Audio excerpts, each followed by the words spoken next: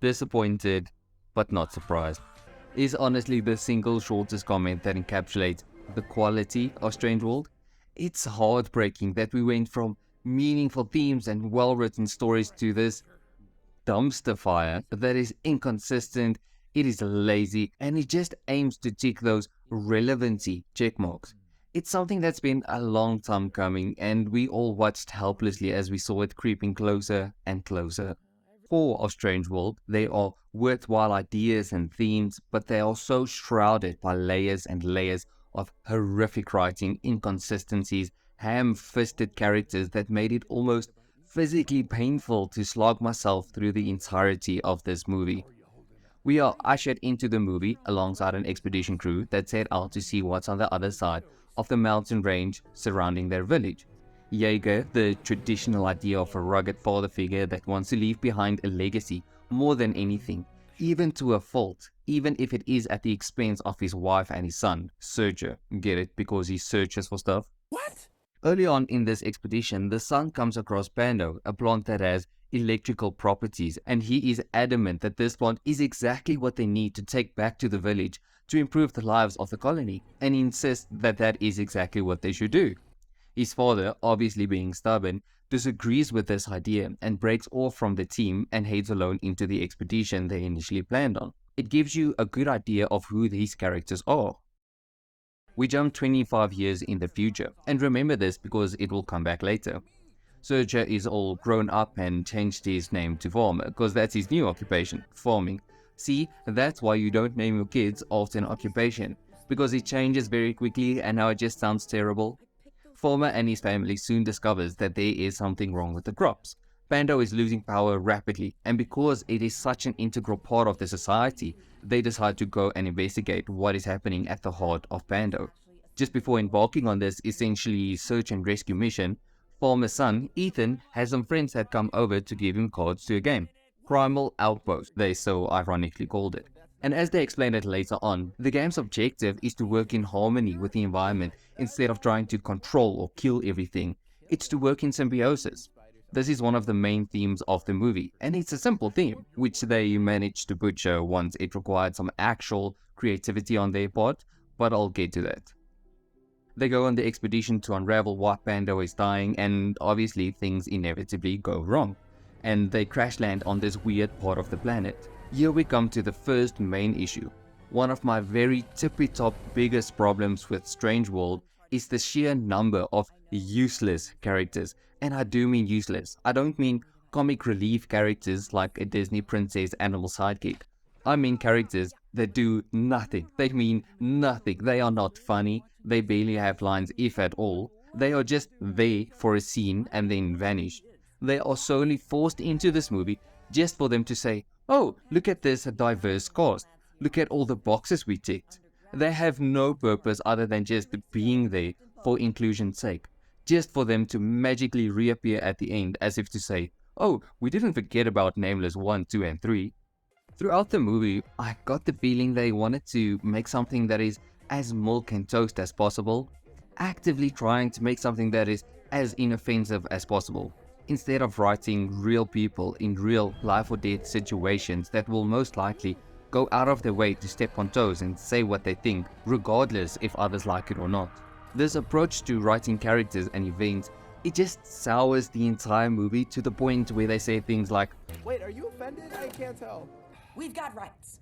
all you think about is that they are trying to push this agenda, even when that might not even be what they're intending to do. You would think that if they had such a cast of characters that they just threw down the abyss after they served their meaningless purpose, that the remaining characters would at least be solid, bringing something to the table. You would be disappointed, but not surprised. The main cast barely contributes anything except the inconsistencies. And oh brother, the inconsistencies are everywhere. You remember Jaeger? Well, obviously he makes a return as he is the one that found the strange world after going on his own. And this traditionalist, conservative, we don't talk about our feelings guy has no problem whatsoever with his grandson being gay. There was no moment of hesitation, like maybe he misheard or being taken aback by the news at all. He could not be less phased. There was the perfect setup for real character development a moment between grandson and grandfather bonding, even when they don't see eye to eye, and this relationship growing despite the lack of understanding, hitting Sergio the hardest as his father sacrificed their relationship when they weren't on the same page. They ultimately decided to go for a half-hearted discussion between Jaeger and Sergio about Jaeger just leaving them, which is a valid tension to resolve. I just think they could have amped up the stakes and have an explosive resolution, hitting home how big of a hole Jaeger left behind because of his selfish decision to leave behind a legacy. It's not just the main characters that are inconsistently written. The idea of living harmoniously with the environment was only upheld through the first two-thirds of the movie and then totally abandoned when the writers were confronted with their own damn theme. If you paid attention during the movie and biology class, if you had it, you would have picked up some of these weird animals resemble what an immune system or a bloodstream looks like, and you could have put together that they are actually living on the back of a living creature, and the strange world is actually the inside of this turtle-like thing. Before they realized what all these weird things were, they got to the burning sea, the stomach, and these little cute things helped them cross it, and that was actually within the theme of the show. Well done, 1 point for Disney. But I'm going to go ahead and take that point away because I know what's coming. On a somewhat regular basis, they would get attacked by these pink pterodactyl monsters and purple blobs, which is what an immune system does to intruders, and they have to regularly fight them off. But Ethan is of the opinion that they should not fight these monsters and live harmoniously with them. I don't know how he expected that choice to go down.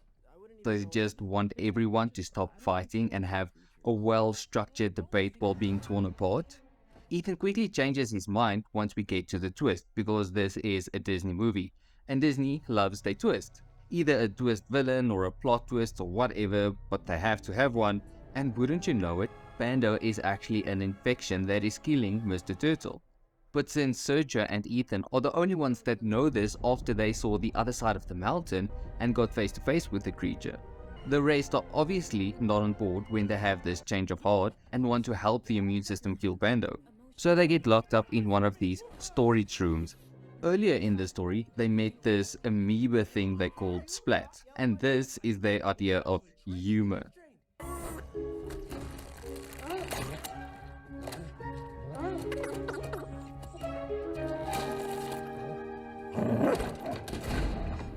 So, once they finally break out, I'm guessing Splat had a conversation with the immune system, not that it's ever shown, because they just stopped attacking the crew altogether. And if you could do this the entire time, why not just do this a whole lot earlier in the expedition? But anyway, to get back to the twist, there is a lot to unpack in this one twist.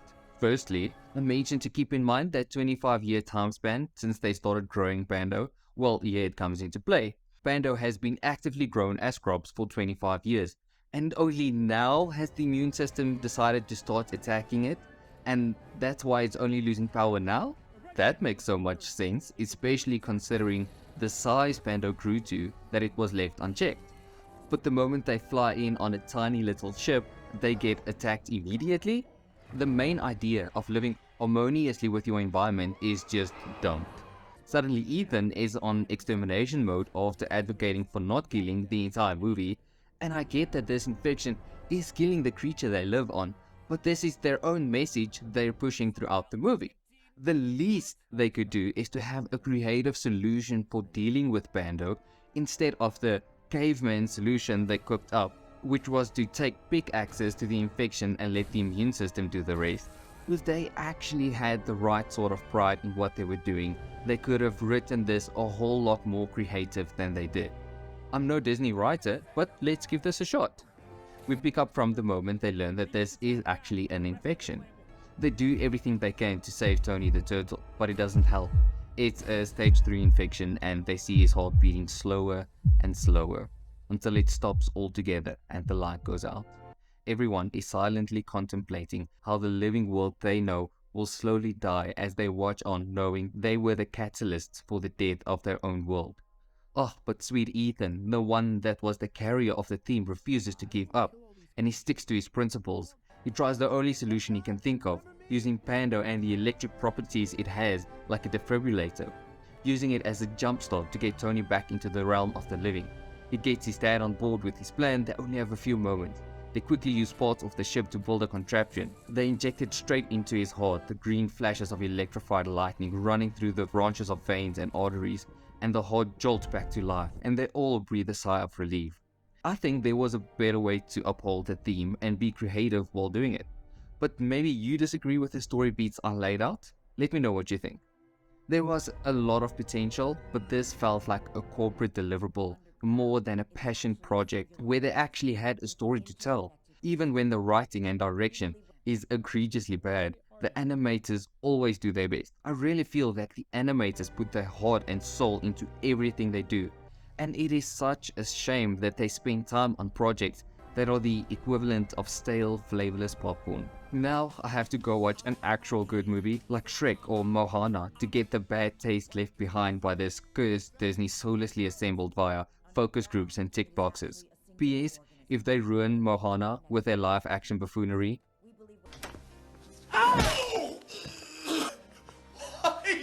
You know